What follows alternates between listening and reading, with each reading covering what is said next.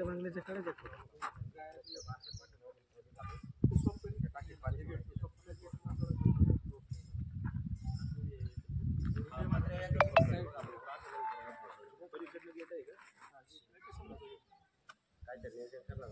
रामदास पिंगळे, गणेश रामदास पिंगळे.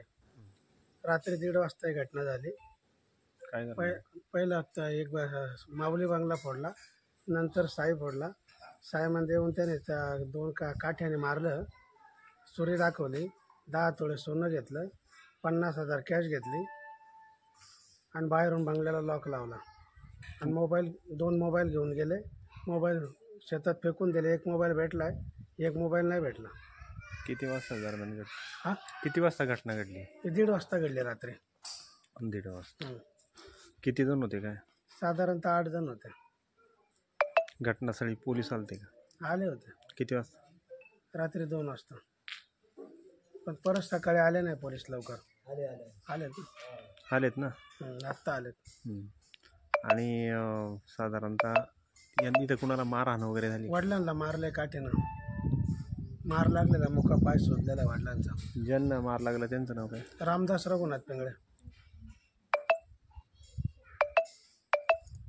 पोलिसांनी तातडीच्या चोरांचा शोध लावा.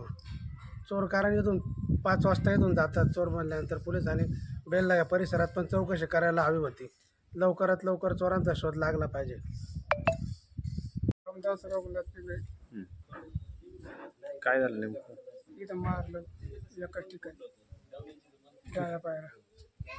हा का? किती जण होते काय? 5-6 जण होते घरात. तुम्हाला मारलं कसं? तुम्ही त्यांना प्रतिकार केला का?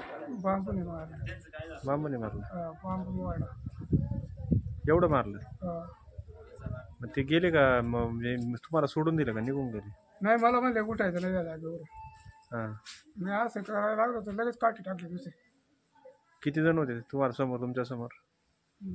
5-6 जण मला दिसले. गप्पा आले आतमध्ये. हां. 5-6 जण होते? 5-6 जण होते. ते आले कुठून घरात? येताना कुठून? अंदाज कुठून? दरवाजा वाटा आले. दरवाजा वाटा? दरवाजा वाटा.